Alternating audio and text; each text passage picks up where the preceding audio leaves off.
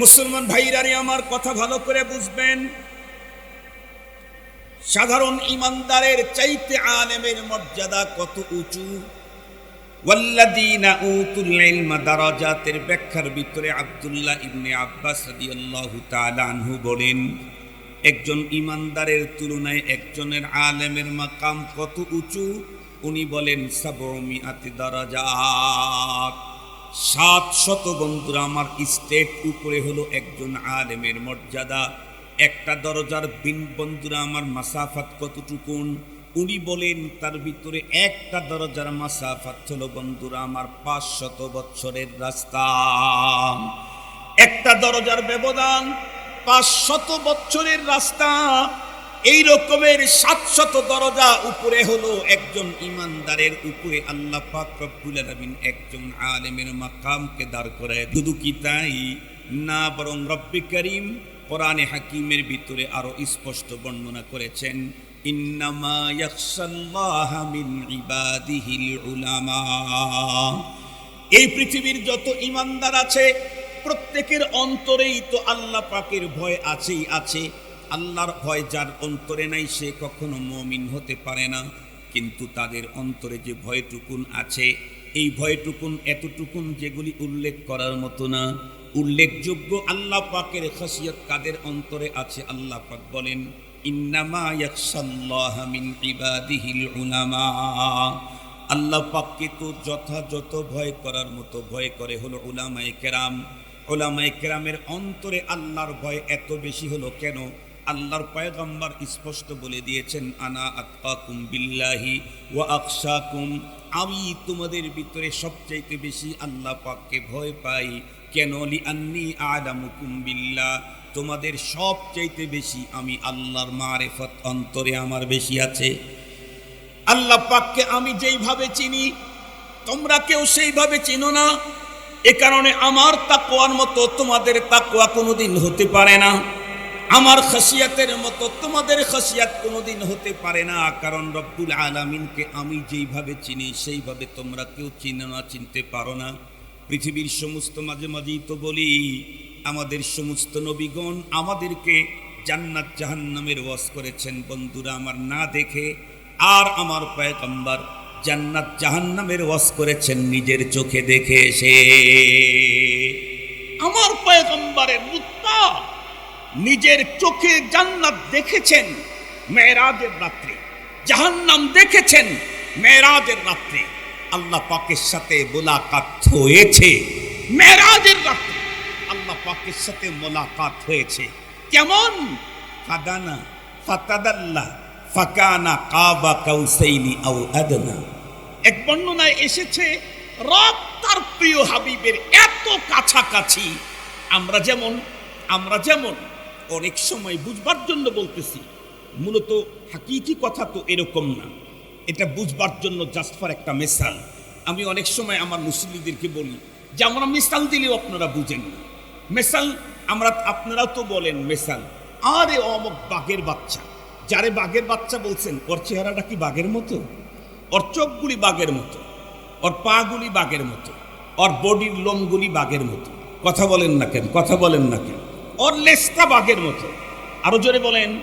লেজই তো নেই, কানও তো বাঘের মতো না, চোখও তো বাঘের মতো না, বডিটাও তো বাঘের মতো না, স্কিনটাও বাঘের মতো না, লোমগুলি বাঘের মতো না, ফিটনেসটা বাঘের মতো না, উচ্চতা বাঘের মতো না, হাঁটা চলা বাঘের মতো না, খাওয়া দাওয়া বাঘের মতো না, রুচিও বাঘের মতো না। তো কোনো দিক দিয়ে মিল নাই। বাঘের মতো বললেন কেমনি? এক দিক দিয়ে বলা হয়েছে, সেটা হলো সাহসিকতার দিক থেকে। তাহলে এটাই তো স্বাভাবিক, মেসাল তো এক দিক দিয়ে হয়। তো হুজুররা মেসাল দিয়েছে একদিকে, আপনি আর তিন দিকে ঘুরান কেন? হুজুর তো বুঝাইতে চাইছে একদিকে, আপনি আর তিন দিকে ঘুরাইলেন কেন? তিন দিকে ঘুরাইলে তো গোমরাহি আসবে, তখনই তো ঝামেলা তৈরি হবে। আমিও তাই বলছি আপনাদেরকে, খুব ভালো করে বোঝার জন্য চেষ্টা করবেন। কি বলতেছিলাম যেন সবাই ভুলে গেলেন? মেরাজের রাতে রাসূল করিম সাল্লাল্লাহু আলাইহি ওয়াসাল্লাম, আল্লাহ পাক রব্বুল আলামিন পয়গম্বরের এত কাছাকাছি, পয়গম্বরকে আল্লাহ পাক এত কাছাকাছি এক বর্ণনায় এসেছেন রব তার হাত পয়গম্বরের কাঁধের উপরে দিয়ে রাখছে। আমরা যেমন 12 বছর পরে লন্ডন থেকে বন্ধু একটা চলে আসছে, 12 বছর প্রতিদিন যার সাথে চা খেতাম, 12 বছর দেখা হয় নাই, কথা হয় নাই, হঠাৎ করে বাজারে দেখা, বন্ধুকে জড়ায় ধরে কাঁধের উপরে হাত রেখে 1 ঘন্টা গল্প করতেছে। লোকেরা বলতেছে বসেন, বসার টাইম নেই। কেন? এতদিন পরে পেয়েছি, কি আবেগ, বসারই টাইম নেই, সোফা ওখানে পড়েই আছে, তারপরে বসার টাইম পায় না। আমরা আমাদের দোস্তকে যেই পরিমাণে মোহাব্বত করি, আল্লাহ তার মাহবুবকে তার চাইতে কম মোহাব্বত করতেন, আরো অনেক অনেক অনেক গুণে। তো যেই কথা বলতেছিলাম, রব, আল্লাহ পাকের রাসূল বলেন, আমি আমার রবকে যেইভাবে চিনি, যেইভাবে জানি, সেইভাবে তোমরা চিনো না, সেইভাবে তোমরা জানো না। সঙ্গত কারণেই আমার রবের ভয় আমার অন্তরে যেই পরিমাণ, সেই পরিমাণ তোমাদের অন্তরে ঢুকতে পারে না। খোলাসা কথা হলো, আল্লাহ পাকের খাসিয়ত বিকদর ইলম, ইলম যেই পরিমাণে থাকবে আল্লাহ সম্পর্কে, আল্লাহ পাকের ভয় অন্তরে সেই পরিমাণে থাকবে। সঙ্গত কারণেই আলেম বিল কোরআন যিনি, উনি আলেম বিল্লাহ। কোরআনে পাকে আল্লাহ পাকের পরিচয়, হাদিসে পাকে আল্লাহ পাকের পরিচয়। জ্যামিতিতে আল্লাহর পরিচয় নাই, লসাগু করে আল্লাহর পরিচয় পাওয়া যায় না, গার্হস্থ্য বিজ্ঞান দিয়ে আল্লাহ চিনা যায় না, সায়েন্স দিয়ে আল্লাহ চিনা যায় না, আর্টস আর কমার্স আর ফিজিক্স দিয়ে আল্লাহ চিনা যায় না। আল্লাহ চিনতে চাইলে আল্লাহর কোরআন পড়তে হয়, আল্লাহ চিনতে চাইলে আল্লাহর রাসূলের হাদিস পড়তে হয়, জানতে হয়, সেখানে রবের পরিচয় আছে। এগুলি আছে আলেমের কাছে। সঙ্গত কারণেই আলেম আল্লাহকে যেইভাবে চিনে, ওইভাবে একজন গায়ের আলেম চিনতে পারে না। সঙ্গত কারণেই সাধারণ মুমিন, তার অন্তরে আল্লাহর ভয় আর আলেমের আল্লাহর ভয় কোনোদিন সমান হতে পারে না। খুব ভালো করে বুঝবেন, ওলামায়ে কেরাম সমস্ত নবীগণের ওয়ারিস।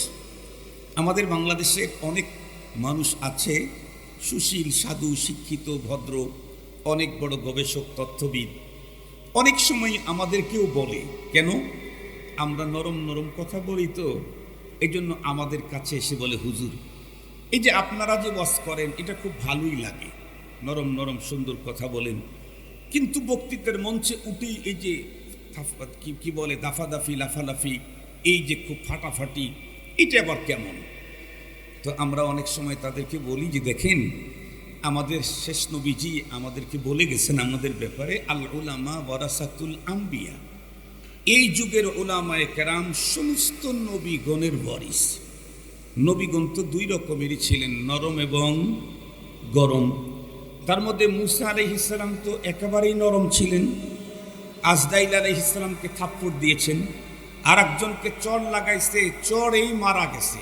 যেই লোকের চড়ে মানুষ মরে, ওই লোকের বক্সিনে কি হবে বলেন তো দেখি? যেই লোকের চড়েই মানুষ মারা যায়, ওই লোকের বক্সিং খেলে কি হবে? হযরত মুসা আলাইহিস সালাম টোটাল আগুন, মানে পুরাটাই গরম গরম। তো এই উম্মতের উলামায়ে কেরাম সমস্ত নবীদের ওয়ারিস। সঙ্গত কারণেই নরমও থাকবে মুসা আলাইহিস সালামের মতো, গরমও থাকবে। এই বিরাসতের ঘোষণা কে দিয়ে গেছেন? মুহাম্মাদুর রাসূলুল্লাহ সাল্লাল্লাহু আলাইহি ওয়াসাল্লাম। আমি সেদিকে যেতে চাই না। তাহলে উলামায়ে কেরাম কিয়ামত পর্যন্ত সমস্ত নবীগণের ওয়ারিস। নবীগণ দুনিয়াতে দ্বীনের যেই কাজ যেভাবে করেছেন, সেই কাজগুলি উলামায়ে কেরাম করবেন। খুব ভালো করে বুঝবেন। সঙ্গত কারণেই নবীর যুগে নবীকে বাইপাস করে, মাইনাস করে, কেউ যেমন দ্বীন পায় নাই, আল্লাহ পায় নাই, জান্নাতে যাওয়ার পথ পায় নাই, ইহকালীন শান্তি, পরকালীন মুক্তি নিশ্চিত করতে পারে নাই, ওয়ারাসাতুল আম্বিয়ার এ যুগে ওয়ারাসাতুল আম্বিয়া উলামায়ে কেরামকে বাইপাস করে, মাইনাস করে, এ যুগেও কেউ আল্লাহ পেতে পারে না, জান্নাতে যেতে পারে না। সঙ্গত কারণেই উলামায়ে কেরামের মাকাম যদি আমরা বুঝতে না পারি, তাদের সাথে যদি আমাদের সম্পর্কটা ওই মানের খারাপ হয়, তাহলে আমি আমার পরবর্তী নসলের ধ্বংস অনিবার্য। আমার কথা না, রাসূল করিম সাল্লাল্লাহু আলাইহি ওয়াসাল্লামের কথা। কিভাবে? আমার বয়ানের শেষে আমি এই কথা ওই কথা আপনাদেরকে মিলিয়ে দেব। এটা আমার কথা না, এটা পয়গম্বরের কথা, আর পয়গম্বরের কথা আল্লাহর কথা। মুহতারাম হাজরিন, খুব ভালো করে কথাগুলি বুঝবেন। মাকামে উলামার উপরে আলোচনা এজন্য দরকার, কারণ যতক্ষণ পর্যন্ত একজন মানুষ আর একজনকে না চিনে ততক্ষণ পর্যন্ত তাকে সম্মান কেউ করতে চায় না। সহজে একটা মিসাল দিলে বুঝবেন। ধরেন আপনাদের খুলনা বিভাগের কোনো একেবারে প্রত্যন্ত অঞ্চল গ্রাম আছে, একটা একেবারে আগের মতোই গ্রাম। ওই গ্রাম 2-3 গ্রামের ভিতরে বাজার টাজারই নেই। একটা গ্রামের টার্নিং পয়েন্টে বটগাছের নিচে একটা ছোট্ট চাষতল আছে। সেই চাষতলে মানুষ চাটা খায়। গ্রামের চা শহরের চা না, চার দামও কম, 5 টাকা দিলেই চা পাওয়া যায়। আমাদের বাংলাদেশের বর্তমান সরকারের অন্তর্বর্তীকালীন সরকারের প্রধান যিনি ডক্টর ইউনূস, উনি ওই জায়গায় গেছেন সিভিলে, কেউ তাকে চিনে না। উনি সারা দুনিয়ার সবার হলো স্যার। আমেরিকায় গেলেও তারে স্যার বলে, কানাডায় গেলেও স্যার বলে, লন্ডনে গেলেও স্যার বলে। জাগতিক দিক থেকে সে সারা দুনিয়ার মানুষেরই স্যার, সবাই তারে স্যার বলে। কিন্তু এ দেশের অন্তর্বর্তীকালীন সরকারের প্রধান হওয়ার পরেও ওই গ্রামের মানুষ তারে চিনে না। খুব ভালো করে বুঝবেন। উনি চলতে চলতে টায়ার্ড হয়ে গেছে, ভাবলেন যে একটা চা খেলে কিছুটা হলেও শরীরের ভিতরে একটা সতেজতা আসবে। এ কারণে ওখানে বললেন, ভাই আমার একটা চা দাও। চাও তো গ্রামীণ চা, রাজধানীর চা তো আর না। গ্রামের চা মানে কি, একটু লিকার দিছে আর একটু বেশি করে চিনি দিলেই চা, সেটা হলো গ্রামের চা। চিনি বেশি দিলেই চা বড় সুন্দর, এটা হলো গ্রামীণ চার বৈশিষ্ট্য। তো এই জাতীয় একটা চা উনি দিয়েছেন। বসার তেমন কোনো জায়গা নাই।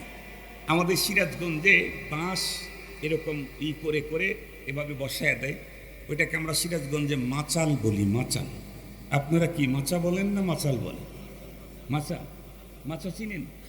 এই মাচা বানায় রাখছে এই কি বলে বাঁশ দিয়ে, ওর উপরে 2-3 জন বসে বসে চা খাচ্ছে। তো এক অন্তর্বর্তীকালীন সরকারের প্রধান উনি ওখানে গিয়ে দেখলেন তুলনামূলক সবচাইতে বয়সে কম এই ছেলেটা। তো তাকে বললেন, বাবু একটু প্লিজ আমি একটু বসে চা খেতে চাইলাম। এখনকার বাবুরা তো বাবু নাই, এখনকার ছেলেরা মুরব্বীদের চাইতেও মুরব্বীদেরও মুরব্বী। বিশ্বাস করেন তো? আওয়াজ করেন না কেন? এখনকার ছেলেরা মুরব্বীদের মুরব্বী। ছেলেরা মুরব্বীদের মুরব্বী হলে এটি খুব ভয়ঙ্কর লক্ষণ, এটা ভালো লক্ষণ না। ওই ছেলে তখন উত্তর দিল, আরে বাবা, আপনি চা খাওয়ার জন্য বসতে চাচ্ছেন, আমারও তো চা আছে, এতটুকুন আপনার জ্ঞানও নেই। উনি জ্ঞান দিচ্ছেন, আমি সেদিকে যাব না, কথা লম্বা হয়ে যাবে। আল্লাহর বান্দা চুপ করে দাঁড়ায় রইলেন। ঠিক আছে, কিছুক্ষণ পরে চা খাওয়া হলে তাকে বসতে দিলেন। এখন বলেন তো দেখি, অন্তর্বর্তীকালীন সরকারের প্রধান মাচালের উপরে বসতে চাইল, এক বালক তার উপরে চেতে গেল। এটা কি চিনার কারণে না চিনার কারণে? না চিনার কারণে। কিছুক্ষণ পরেই চতুর্দিক থেকে র্যাবের গাড়ি, পুলিশের গাড়ি, বিজিবির গাড়ি, সিআইডির গাড়ি, ডিএসবির গাড়ি, এনএসআই এর গাড়ি, তারপরে ডিজিএফআই এর গাড়ি চতুর্দিক থেকে ঢুকে পড়ল। সব কি ব্যাপারটা কি বলতেছে, আমাদের স্যার এখানে আসছে, আমরা জানতে পারলাম। হুলস্থুল শুরু হয়ে গেল। এরপরে উপস্থিত সবাই জানতে পারলো ইনি অন্তর্বর্তীকালীন সরকার প্রধান। এখন বলেন তো দেখি, মাসালে কি ওনার জায়গা হবে? এখন আর হবে না। এখন তাকে বসার জন্য পুরা গ্রামের সবচেয়ে দামি চেয়ার আনতে চাবে। আর একদল বলবে, না, স্যারকে এখানে বসতেই দেওয়া যাবে। তো কোথায় নিয়ে যাও? সবচেয়ে দামি বাড়ি, লন্ডন ডিজাইনের ক্যাটাগরিতে যে বাড়ি বানানো হয়েছে সেই বাড়িতে নিয়ে যাও। কেউ তার পিছনে যাবে, কেউ তার সামনে যাবে, কেউ তার পাশে থাকবে, কেউ তার জুতা সোজা করবে। কেন? এখন তার পরিচয় পেয়েছে। কিছুক্ষণ পূর্বে যাকে মাচালে জায়গা দিতে চায় নাই, এখন তার জুতা বহন করার জন্য এলাকার সবচেয়ে ধনী লোকটা চৌধুরীটাও ঘোরা শুরু করছে। সত্যিকার অর্থে ওলামায়ে কেরামের মাকাম যদি এদেশের ইমানদারেরা বুঝতে পারে, তাহলে এদেশের প্রেসিডেন্ট আলেমের জুতা সোজা করার জন্য সিরিয়াল দিবে। চিনে না দেখেই, জানে না যে আলেম এটা কি জিনিস, আলেম এটা কি জিনিস, এর পাওয়ার, এর চেয়ার, এর মর্যাদা, এর মাকাম, এর রুতবা কোথায়, এটা জানে না তো। এ কারণেই সাধারণ লোকেরা পর্যন্ত আলেমের বিরুদ্ধে কলম লেখে, সাধারণ লোক আলেমের বিরুদ্ধে কথা বলে, সাধারণ লোক আলেমের সাথে খারাপ আচরণ করে। সত্যিকারই যদি ইমানদার যদি বুঝতো, জানতো, তাহলে আলেমের জুতা সোজা করার জন্য সিরিয়াল দিত। পৃথিবীর অতীতের ইতিহাসে দিয়েছে না দেয় নাই? কথা বলেন না কেন? দিয়েছে না দেয় নাই? নতুন কিছু বলছি কি? নতুন কিছু বলি নাই, বরং পৃথিবীর ইতিহাসে অতীতে দিয়েছে, এখনো দিচ্ছে, কিয়ামত পর্যন্ত দিবে। যতদিন পর্যন্ত দিবে ততদিন পর্যন্তই এই পৃথিবীতে আলেম তৈরি হবে, আর যতদিন পর্যন্ত আলেম থাকবে ততদিন পর্যন্ত পৃথিবীর এই ডেকোরেশন ঠিক থাকবে। যখন আলেম নাই হয়ে যাবে, তখন সূর্য পাগল হবে, চন্দ্র পাগল হবে, পাহাড় তখন ছুটাছুটি করতে থাকবে, জমিন তখন ধসে যাবে, মহাপ্রলয় তখন প্রতিষ্ঠিত। এই জন্য মুহতারাম হাজরিন, আমার আজকের আলোচনা মাকামে উলামা, এই বিষয়টা নিয়ে আলোচনা করার শুরুতেই আপনাদেরকে প্রথমে জানিয়ে দিচ্ছি, উলামায়ে কেরামের মাকাম এত উঁচু যে উলামায়ে কেরামের মাকামের বর্ণনা আল্লাহ পাক কখনো তার রসুলকে দিয়ে করাইলেন, যে আপনি এটা বলেন আলেমের ব্যাপারে, আপনি এটা বলেন আলেমের এই মর্যাদা, আপনি এটা বলেন আলেমের এই মর্যাদা। হাদিস খুলে দেখেন আছে। তার রসুলকে দিয়া বলাইতেছেন, এর মাঝে মাঝে আল্লাহ নিজেও আবার বলতেছেন। আল্লাহু আকবার বলবেন। তার রসুলকে দিয়া বলাচ্ছেন, এরপরে আবার উনিও বলতেছেন। তাহলে বুঝেন মর্যাদাটা কত উঁচায়। আল্লাহ পাকের রসুল সাল্লাল্লাহু আলাইহি ওয়াসাল্লামকে দিয়ে আল্লাহ পাক কি বলাইলেন?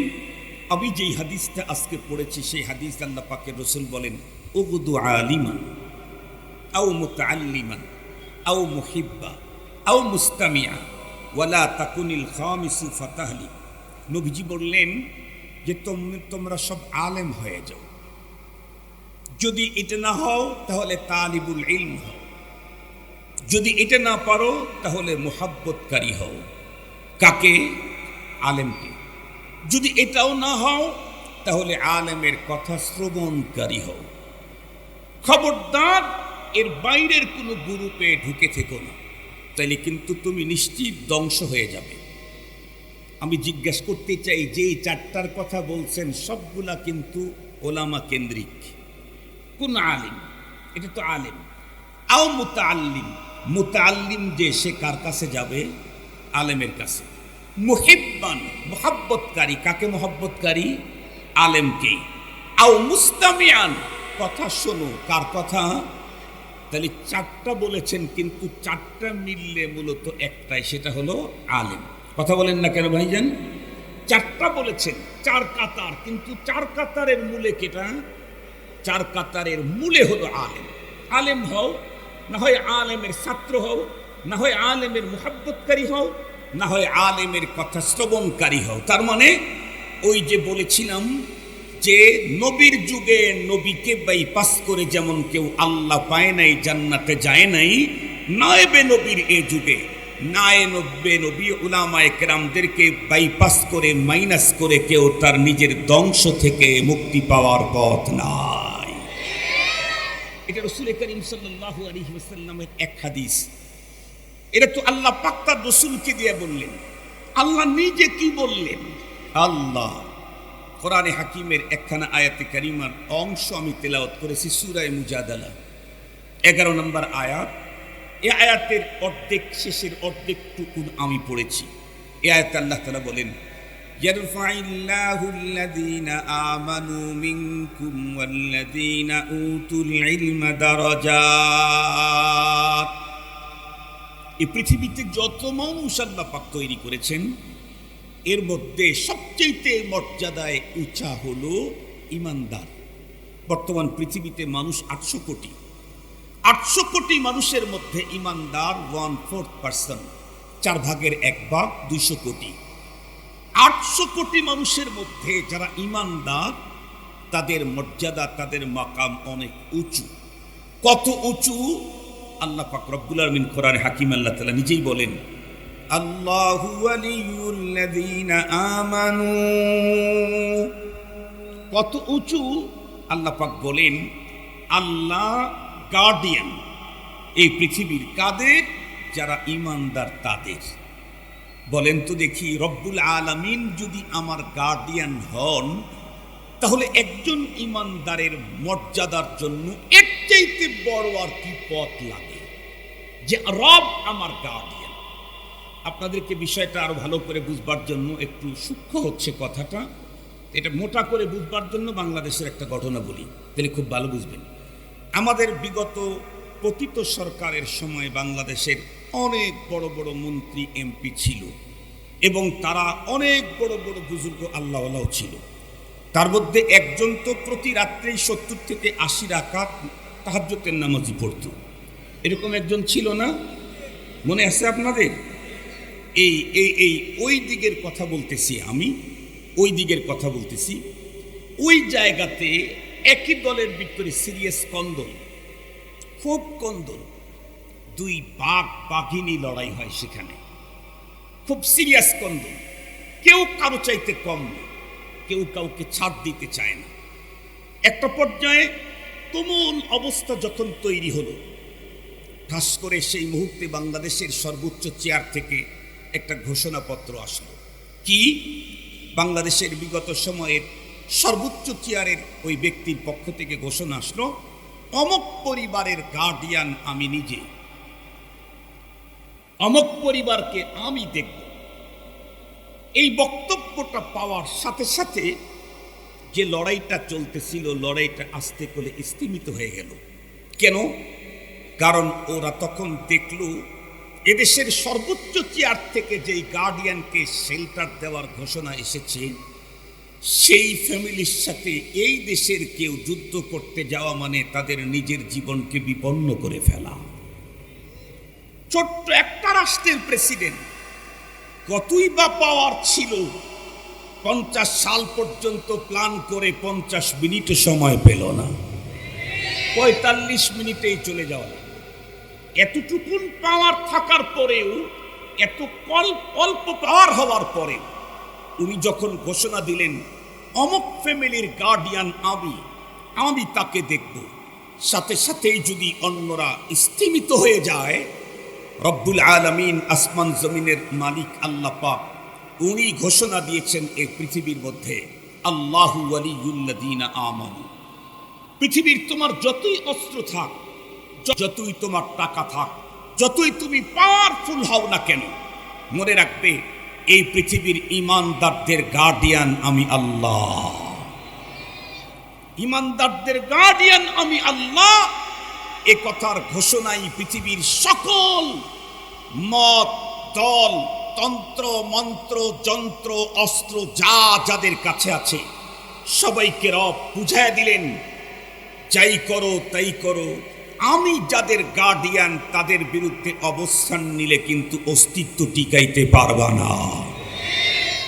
যা পৃথিবীর শুরু থেকেই দেখে আসছি, 1400 বছর পূর্বের আগের ইতিহাস বলতে চাই না, 3 বছর আগেও এই বাংলাদেশ, এই পৃথিবীতে আবার নতুন করে দেখলাম।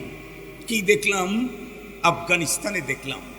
সত্যি আল্লাহ পাক ঘোষণা যেটা দিয়েছেন, রব্বে করিম তার কাজটা নতুন করে আবার দেখায় দিলেন।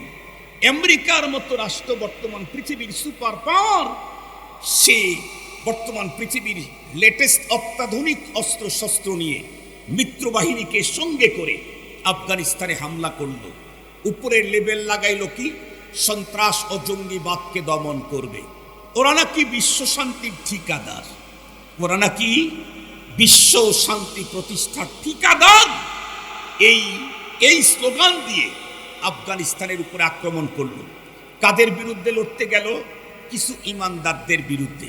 তাদের কাছে টাকা নাই, অর্থ নাই, পায়ের জুতা নাই, খাবারের উন্নত খাবার নেই। 2 মাস পর্যন্ত শুধুই পানি দিয়ে শুষ্ক রুটিগুলাকে গিলে খেতেন। যারা বছরের পর বছর নিজের ঘরে একটা রাত আরামে কাটাইতে পারে নাই, তুরাবুরা পর্বতের গর্তের ভিতরে মানবে তার জীবন যাপন করেছে। তাদের হাতে কোনো অস্ত্র নাই, ছিল শুধু পাথরের টুকরা আর কিছু লাঠি। এগুলি দিয়েই যখন লড়তে গেল, কিচ্ছু তাদের সাথে নাই, কিন্তু রব্বুল আলামিন তাদের গার্ডিয়ান হওয়ার ঘোষণা আছে। রব্বুল আলামিন তাদের গার্ডিয়ান হওয়ার ঘোষণা আছে। এটাকে সামনে নিয়ে পথ চলল। 20 বছর পরের রেজাল্ট কি হলো? 3 বছর আগে আমেরিকা যোগ বিয়োগ করে দেখলো ফলাফল 0000, তারপরে 5টা 0, তারপরে 6 0, এরপরে খালি 0 বাড়তেই থাকে। এই জন্য চিন্তা করলো এই 0 কাটার কোনো ক্ষমতা আমেরিকার নেই। কেন? এদেশের বড় চেয়ার থেকে বলেছিল অমুক ফ্যামিলিকে আমি দেখব, তাই অন্যরা কেউ তাকাবার সাহস করে নাই। আসমান জমিনের মালিক রব বললেন ইমানদারদের গার্ডিয়ান আমি। তার সাথে আবার ভিত্তি দিতে গেলে, ফাইটে গেলে আমেরিকার বাবাও টিকতে পারবে না। এটা আমেরিকার বুঝে আসলো পরে।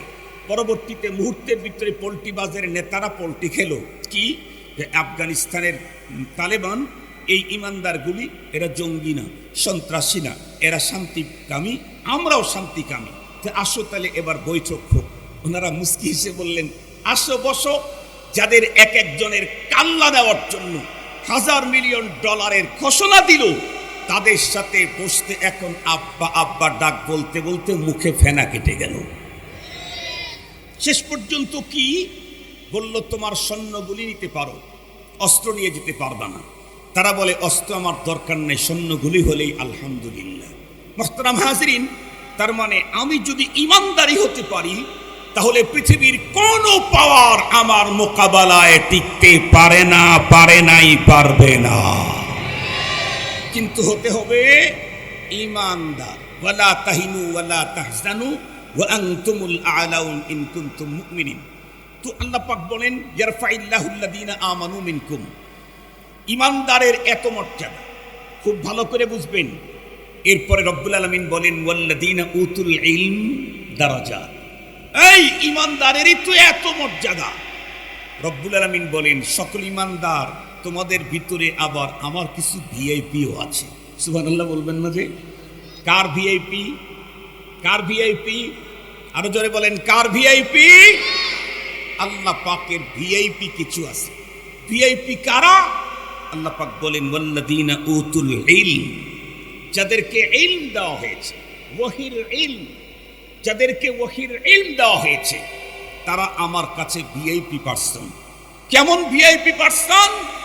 কোরআনে হাকিমে আল্লাহ পাক রব্বুল আলামিন আরেক জায়গায় বলেন শাহিদাল্লাহু আন্নাহু লা ইলাহা ইল্লাহু ওয়াল মালাইকাতু ওয়া উলুল ইলমি কাইমান বিল কিসত লা ইলাহা ইল্লা হুয়াল আজিজুল হাকীম।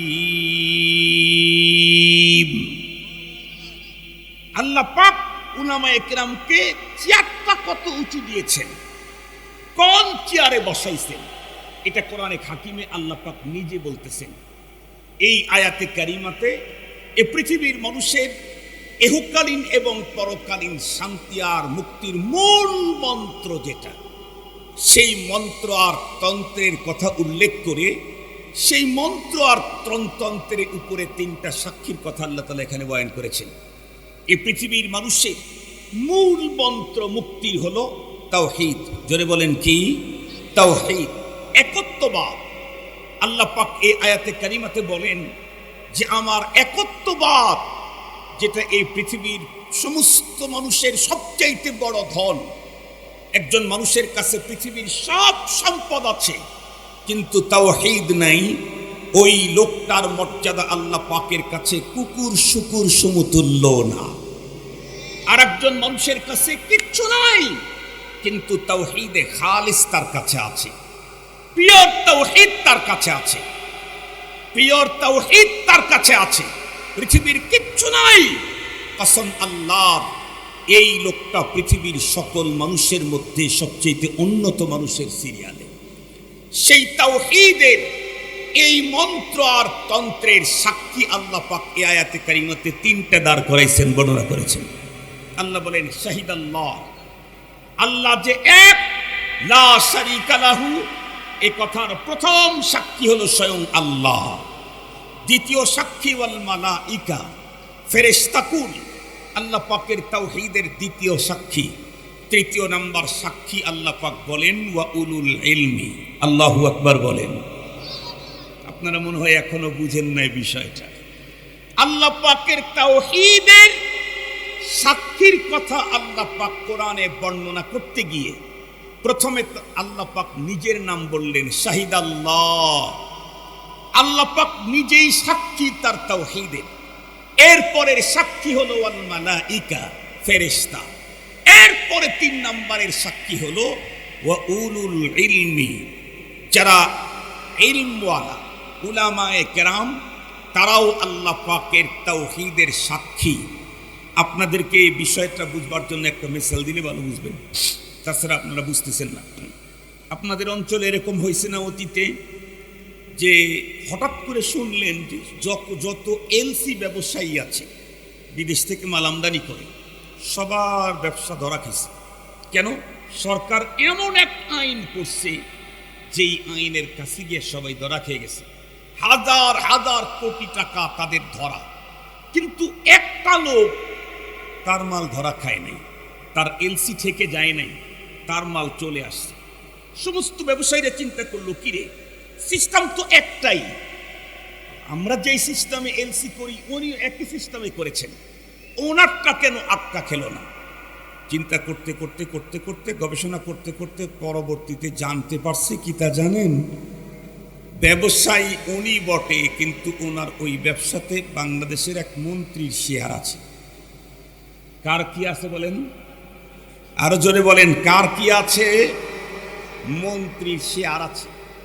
ব্যবসা ওনার নামে, উনি করেন, কিন্তু এখানে 10% হোক আর 5% হোক, টাকা দিয়া হোক আর না দিয়েই হোক, বিগত সময় তো শেয়ার অনেক পদ্ধতিতেই হয়েছে, যে কোনো ভাবে এক মন্ত্রীর শেয়ার আছে। মন্ত্রীর কিঞ্চিত পরিমাণে শেয়ার থাকার কারণে মুহতারাম হাজরিন, কোন আইন তার এলসিকে ঠেকাইতে পারতেছে না। কেন?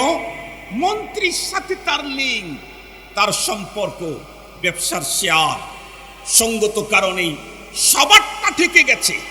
এমনকি ব্যবসায়ী সমিতির সারা বাংলাদেশের যিনি প্রধান, তারটাও ঠেকে গেছে, ওনারটা ঠেকে নাই। কেন? ওই যে একটা জায়গাতে একটু আছে। আমি জিজ্ঞেস করতে চাই, আল্লাহ পাকের ওয়াহদানিয়াতের সাক্ষী 3 জনকে আল্লাহ পাক এখানে উল্লেখ করেছেন।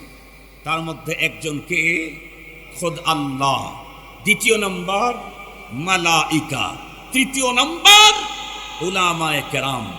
বুঝতে হবে আল্লাহ পাক আলেমের চেয়ারটা কোন জায়গায় দিয়েছেন, আলেমের চেয়ার কোন জায়গায় দিয়েছে। মুসলমান ভাইরারে আমার কথা ভালো করে বুঝবেন,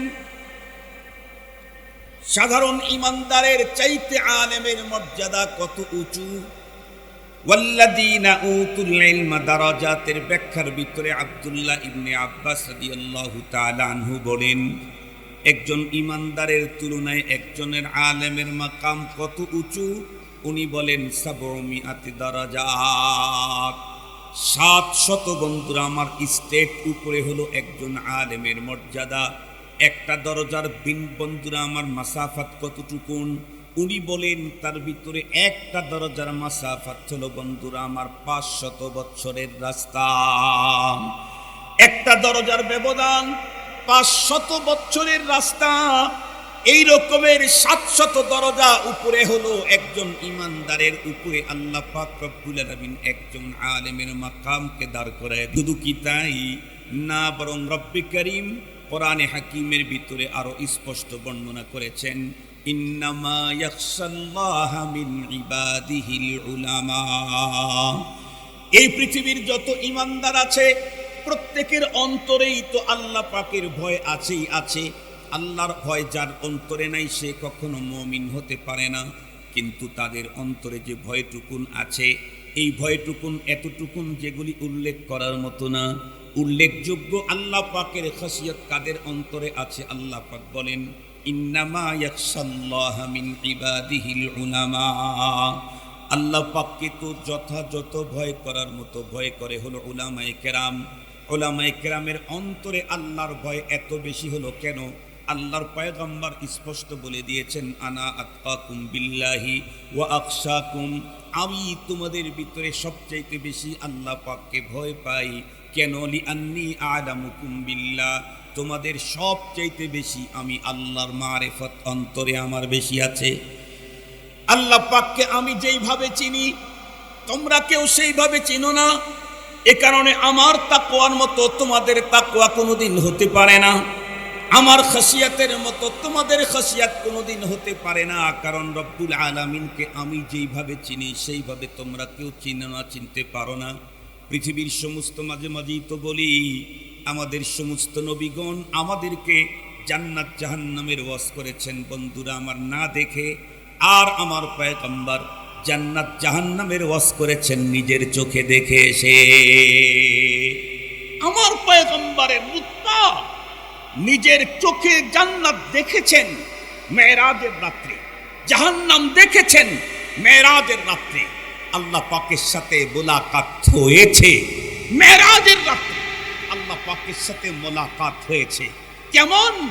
ফাদানা ফাতাদাল্লা ফাকানা কাবা কাউসাইনি আও আদনা। এক বর্ণনায় এসেছে রব তার প্রিয় হাবিবের এত কাছাকাছি। আমরা যেমন অনেক সময় বুঝবার জন্য বলতেছি, মূলত হাকিকি কথা তো এরকম না, এটা বুঝবার জন্য জাস্ট ফর একটা মিসাল। আমি অনেক সময় আমার মুসলিমদেরকে বলি যে আমরা মিসাল দিলেও আপনারা বুঝেন না। মিসাল আপনারাও তো বলেন মিসাল, আরে অমুক বাঘের বাচ্চা, যারে বাঘের বাচ্চা বলছেন ওর চেহারাটা কি বাঘের মতো? ওর চোখগুলি বাঘের মতো, ওর পাগুলি বাঘের মতো, ওর বডির লোমগুলি বাঘের মতো। কথা বলেন না কেন? ওর লেজটা বাঘের মতো।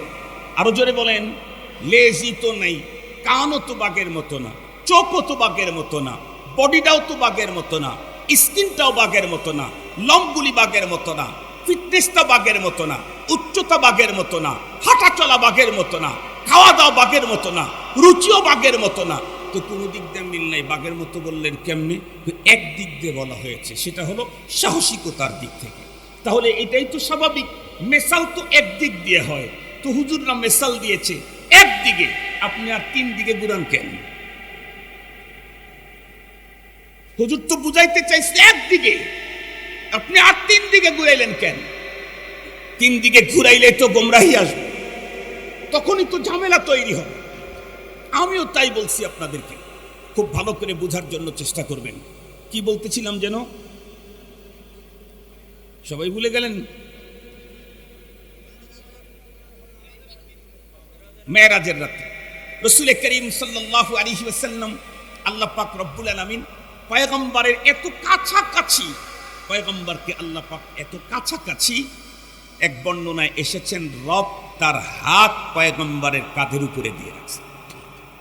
আমরা যেমন 12 বছর পরে লন্ডন থেকে বন্ধু একটা চলে আসছে, 12 বছর প্রতিদিন যার সাথে চা খেতাম, 12 বছর দেখা হয় নাই, কথা হয় নাই, হঠাৎ করে বাজারে দেখা, বন্ধুকে জড়ায় ধরে কাঁধের উপরে হাত রেখে 1 ঘন্টা গল্প করতেছে। লোকেরা বলতেছে বসেন, বসার টাইম নেই। কেন?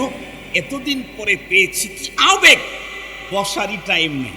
সোফা ওখানে পড়েই আছে, তারপরে বসার টাইম পায় না। আমরা আমাদের দোস্তকে যেই পরিমাণে মোহাব্বত করি, আল্লাহ তার মাহবুবকে তার চাইতে কম মোহাব্বত করতেন, আরো অনেক অনেক অনেক গুণে। তো যেই কথা বলতেছিলাম, রব, আল্লাহ পাকের রাসূল বলেন, আমি আমার রবকে যেইভাবে চিনি, যেইভাবে জানি, সেইভাবে তোমরা চিনো না, সেইভাবে তোমরা জানো না। সঙ্গত কারণেই আমার রবের ভয় আমার অন্তরে যেই পরিমাণ, সেই পরিমাণ তোমাদের অন্তরে ঢুকতে পারে না। খোলাসা কথা হলো, আল্লাহ পাকের খাসিয়ত বিকদরে ইলম, ইলম যেই পরিমাণে থাকবে আল্লাহ সম্পর্কে, আল্লাহ পাকের ভয় অন্তরে সেই পরিমাণে থাকবে। সঙ্গত কারণেই আলেম বিল কোরআন যিনি, উনি আলেম বিল্লাহ। কোরআনে পাকে আল্লাহ পাকের পরিচয়, হাদিসে পাকে আল্লাহ পাকের পরিচয়। জ্যামিতিতে আল্লাহর পরিচয় নাই, লসাগু করে আল্লাহর পরিচয় পাওয়া যায় না, গার্হস্থ্য বিজ্ঞান দিয়ে আল্লাহ চেনা যায় না, সায়েন্স দিয়ে আল্লাহ চেনা যায় না, আর আর্টস আর কমার্স আর ফিজিক্স দিয়ে আল্লাহ চিনা যায় না। আল্লাহ চিনতে চাইলে আল্লাহর কোরআন পড়তে হয়, আল্লাহ চিনতে চাইলে আল্লাহর রাসূলের হাদিস পড়তে হয়, জানতে হয়। সেখানে রবের পরিচয় আছে, এগুলি আছে আলেমের কাছে। সঙ্গত কারণেই আলেম আল্লাহকে যেইভাবে চিনে ওইভাবে একজন গায়ের আলেম চিনতে পারে না। সঙ্গত কারণেই সাধারণ মুমিন তার অন্তরে আল্লাহর ভয় আর আলেমের আল্লাহর ভয় কোনোদিন সমান হতে পারে না। মুসলমান ভাইরা আমার খুব ভালো করে বুঝবেন, আমার আলোচনার মূল কথা হলো একজন আলেমের মাকাম আল্লাহ পাকের কাছে কি পরিমাণ। হাদিসে পাকের দিকে তাকাইলেও দেখা যায়, কারণ আল্লাহ পাক রব্বুল আলামিন কখনো তার পয়গম্বরকে দিয়ে আলেমের মর্যাদা বর্ণনা করাইছেন, আবার কখনো কখনো নিজেই কোরআনে হাকিমের আয়াত নাজিল করে আলেমের মর্যাদা বর্ণনা করেছেন। আল্লাহ পাকের পয়গম্বর বলেন, ইয়াশফাউ ইয়াউমাল কিয়ামাতি আল আম্বিয়া ওয়াল উলামা সুম্মা শুহাদা। খুব ভালো করে বুঝবেন, পরপারের দিন অপরাধী মুমিনদেরকে সুপারিশ করে করে আল্লাহ পাকের জান্নাতে নিবে কারা কারা। এই হাদিসে পাকের ভিতরে 3 শ্রেণীর লোকের কথা বর্ণনা আছে। তার ভিতরে 1 নাম্বার হলো আম্বিয়ায়ে কেরাম। ওনারা পরপারে আল্লাহ পাকের আদালতে মালিকের কাছে সুপারিশ করার মতো সুযোগ পাবেন। রব্বে করিম অমুককে আপনি ক্ষমা করে দেন, তাকে ক্ষমা করে দেওয়া হবে। 2 নম্বরে আল্লাহর আদালতে রবের সামনে দাঁড়ায়া অপরাধীর ব্যাপারে সুপারিশ করার মতো বন্ধুরা আমার পারমিশন যাকে দেওয়া হবে ওনারাই হলেন উলামায়ে কেরাম। 3 নম্বরে আল্লাহর পয়গম্বর বলেন সুম্মা শুহাদা। 3 নম্বরে হলো ওই মানুষগুলি, যেই মানুষগুলি আল্লাহর জমিনে আল্লাহর দ্বীন টিকাবার জন্য নিজের সন্তান, নিজের জীবন, নিজের স্ত্রী, পুত্র, কন্যা, এক কথা পৃথিবীর সকল মায়াকে ত্যাগ করে শুধুমাত্র কেবলমাত্র আল্লাহকে সন্তুষ্ট করার জন্য আল্লাহর জমিনে আল্লাহর দ্বীন প্রতিষ্ঠার আন্দোলনে বুকের তাজা রক্ত ঢেলে দিয়ে শাহাদাতের পেয়ালা পান করলো, তারাও আল্লাহ পাকের আদালতে অপরাধীদেরকে সুপারিশ করার মতো সুযোগ পাবে।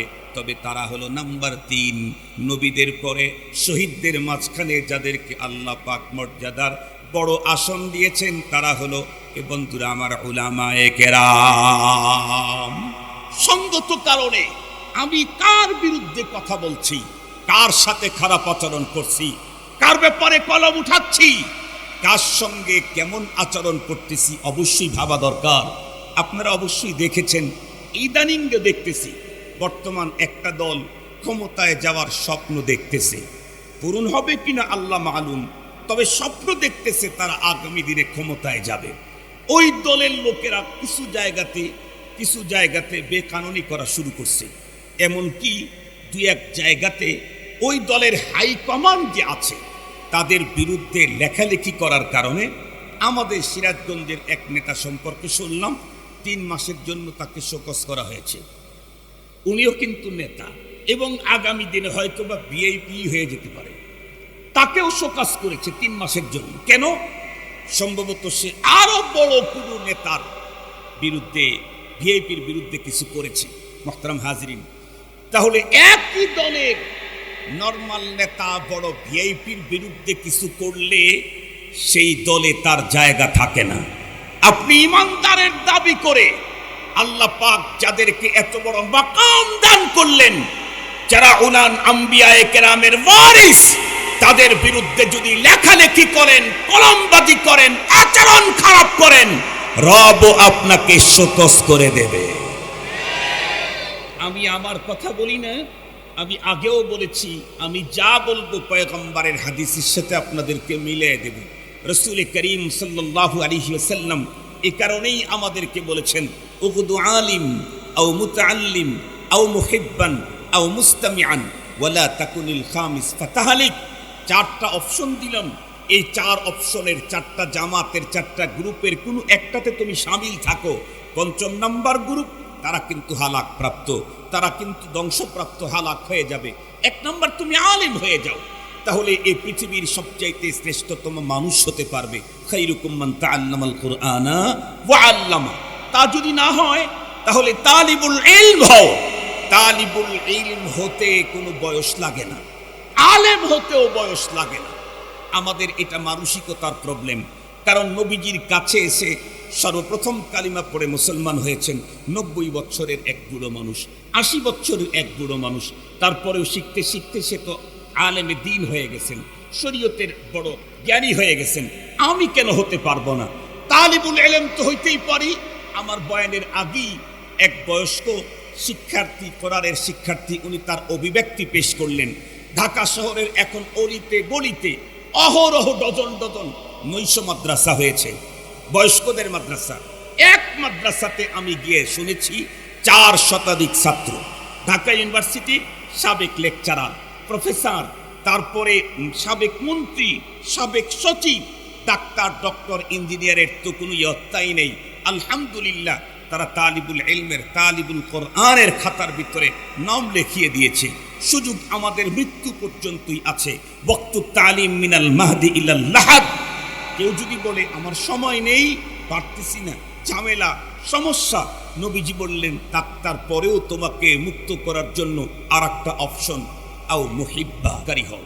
আমি জিজ্ঞেস করতে চাই, মোহাব্বত কি মুখ দিয়া হয়, না হাত দিয়া হয়, না চোখ দিয়া হয়, না মাথা দিয়া হয়? কথা বলেন, কথা বলেন। কি দিয়া হয় মোহাব্বত? মোহাব্বত অন্তর দিয়ে হয়। আমাদের দেশে অনেকে আছে মুখ দিয়ে মোহাব্বত করে, মাথা দিয়ে মোহাব্বত করে। মাথা দিয়ে যারা মোহাব্বত করে সুযোগ পেলে পেটের ভিতরে ছুরি ঢুকায়। বিশ্বাস যদি না করেন, আমাদের সিরাজগঞ্জের এক ঘটনা শোনেন। সিরাজগঞ্জের এক ভদ্রলোক বিজয়ী হয়ে গেছে। উনি একটা ভোটে জিতে গেছে। সবাই তার মাথার উপরে উঠে ফেলছে, নাচাইতেছে, বিজয় মিছিল করতেছে। হঠাৎ করে বিদ্যুৎ চলে গেছে, মাত্র 3 মিনিট। এর ভিতরে কে কখন যে তার পেটে উপযোগ করে 4-5টা ছুরি মারছে, পরে হাসপাতালে নেওয়ার আগেই শেষ। তাহলে মাথা দিয়ে আর হাতের উপরের মোহাব্বতে কি ঢোকে? আর একটু জোরে বলেন, কি ঢোকে? মোহাব্বত কি দিয়ে করতে হয়? আর একটু জোরে বলেন, কি দিয়ে করতে হয়? দিল দিয়ে যদি কেউ কাউরে মোহাব্বত করে, সে ছুরি তার পেটের, যাকে মোহাব্বত করে তার পেটে ছুরি ঢুকায় না, তার জন্য নিজের পেটে ছুরি ঢুকায়। যেমন সাহাবায়ে কেরাম, তামাম দুনিয়ার প্রেমিকদের একই অবস্থা। উলামায়ে কেরামকে দিল দিয়ে মোহাব্বত করতে হবে। যদি দিল দিয়ে মোহাব্বত হয়, তাহলে আলেম বিরোধী কলম ঘুরবে না, তখন মুখ থেকে আলেম বিরোধী শব্দ বের হবে না, তখন আর টঙ্গীর ময়দানে তালিবুল ইলমের উপরে লাঠির বাড়ি চলবে না। মোহাব্বত থাকতে হবে কোথায়? আরো জোরে বলেন, কোথায়? যারা ওই কাজ করেছে তাদের মোহাব্বত ছিল উপরে, তাদের মোহাব্বত ছিল উপরে। সুযোগ পেয়েছে তো লাগায়া দিয়েছে। সুযোগ পাইলেই যারা লাগায় তাদের মোহাব্বত থাকে উপরে, মোহাব্বত হতে হয় ভিতরে। আল্লাহ পাক অন্তরের ভিতরে উলামায়ে কেরামের মোহাব্বত জমানের তৌফিক দান করুন। যদি বলেন হুজুর হচ্ছে না, আমার মোহাব্বত তো আসে না, কি করব? আল্লাহ পাকের রাসূল একটা সিস্টেম বলে দিয়েছেন, মোহাব্বত আসে না তো 4 নম্বর কাতারে ঢোক, দেখ কেমনে মোহাব্বত ঢুকে। কি? আও মুস্তামিহান, উলামায়ে কেরামের কথা তোমরা শোনো, তাদের মজলিসে আসো। আমি আপনাদেরকে চ্যালেঞ্জ করতে পারি, বাংলাদেশে বিগত সময়ে উলামায়ে কেরামের উপরে যত নির্যাতন হয়েছে, যারা করেছে, এরা একটাও আলেমদের মজলিসে, মাহফিলে, ওয়াজ মাহফিলে, খানকাতে, মসজিদে কেউ বসে নাই, আলেমদের কথা শোনে নাই। এরা হলো ওই মানুষ যারা সবসময় আলেম থেকে দূরে সরেছে, তাদের দ্বারা এই জাতীয় কাজগুলো সম্ভব হয়েছে। আলেমের কথা যখন শুনতে থাকবে, তাই শুনতে শুনতে শুনতে শুনতে তাদের প্রতি মোহাব্বত তৈরি হয়ে যাবে। আপনারা যারা এসেছেন, আপনারা এই 2 কাতারেই শামিল আছেন। উলামায়ে কেরামকে মোহাব্বত করেন, উলামায়ে কেরামের কথা শুনতেও এসেছেন। আমার দেশের কিছু বন্ধুদেরকে বলতে শুনি, তারা বলে ওয়াজ মাহফিলে যায় লাভটা কি? কেন না লাভ নাই? আমি জিজ্ঞেস করতে চাই, উলামায়ে কেরামের মাহফিলে গেলে লাভ নাই এ কথা তাদের। আর আল্লাহ কি বলছেন? ওয়াদাক্কির ফাইন্নাদ যিকরা তানফাউল মুমিনিন। আল্লাহ বলেন কোরআনী আলোচনা আর কারো লাভ হোক আর না হোক, ইমানদারের লাভ, কথা বলেন, ইমানদারের লাভ হবেই হবে, হবেই হবে। অন্যদেরও লাভ হয়, তবে ইমানদারের মাসদি হতেই হবে। এখন যদি কেউ বলে ওয়াজ মাহফিলে যাই না কেন, আরে ওয়াজ মাহফিল শুনে লাভটা কি? তাহলে বুঝতে হবে তুমি কোরআনের এই আয়াতকে স্বীকার করো না। কোরআনের এই আয়াত যে অস্বীকার করে, সে যদি কাবা শরীফের ইমামও হয় তাকে মুমিন বলার কোনো সুযোগ নাই। কাবা শরীফের খাদেম হইলেও মুমিন বলার সুযোগ নাই।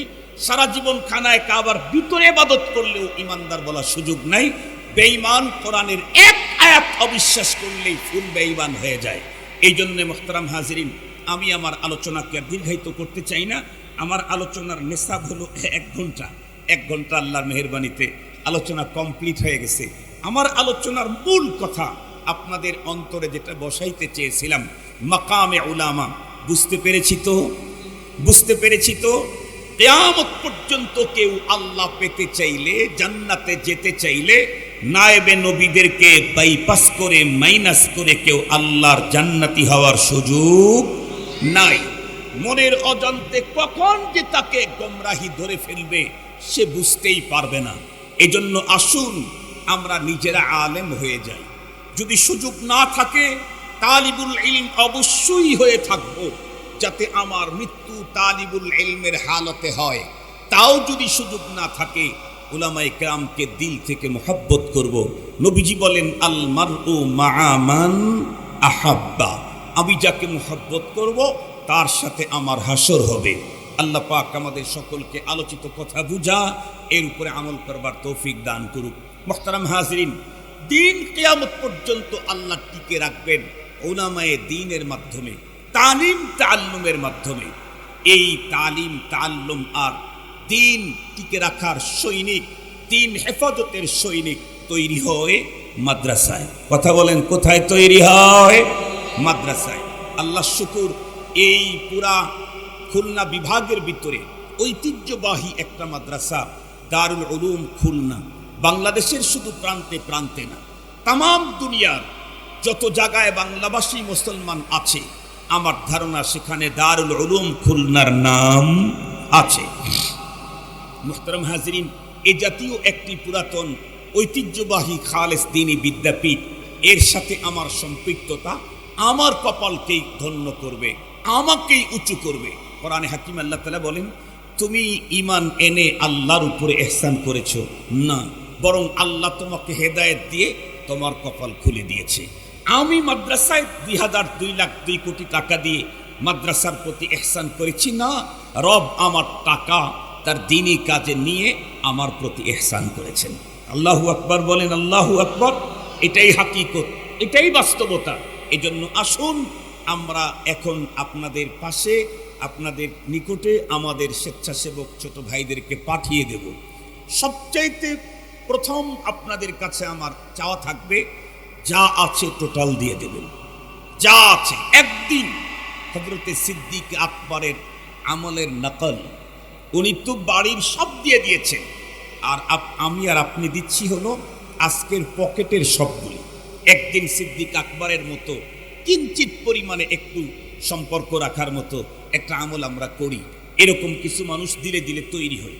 যদি এটা সম্ভব না হয় তাহলে টাকা যদি বেশি থাকে আপনার, তাহলে নেসফ করেন। ফারুক আদম রাদিয়াল্লাহু তাআলা আনহু সিস্টেম করেন যে কতটুকুন নিয়ে আসতো তুমি, কতটুকুন রেখে আসতো। নবীজিকে উত্তর করলেন, মিসলুহা ইয়া রাসূলুল্লাহ, একেবারে অর্ধেক করে, অর্ধেক নিয়ে আসছি, অর্ধেক রেখে আসছি। এটাও যদি সম্ভব না হয় তাহলে আমি সবাই